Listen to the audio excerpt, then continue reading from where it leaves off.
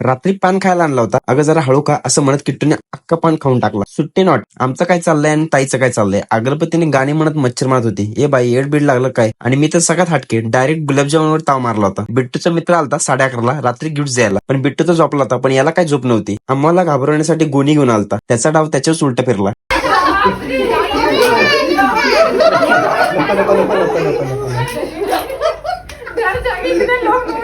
12:20 आणि आमचं मरीन लाईनला जायचं प्लॅन. रात्री लास्ट 12ची ट्रेन. आम्ही आवरून धावत निघालो ट्रेनसाठी. नुसती पळापळ. पट्टन रिक्षात बसलो. नाळासोबत ट्रेन प्लॅटफॉर्मला पोहोचलो. फर्स्ट टाइम किट्टू आणि मी सोबत मरीन लाईनला जाणार होतो आणि ट्रेन पण आली आणि ट्रेनमध्ये बसलो तर झोप पण आली. झोपण्यापेक्षा लुडो खेळू. मग काय रंगवला डाव. आमची गेम पूर्ण 2 तास चालली तरी पण काय गेम संपली नाही आणि स्टेशनला आलं. रात्री फिरायचा केवढा आनंद. आणि फायनली चालत चालत मरीन लाईनला आलो.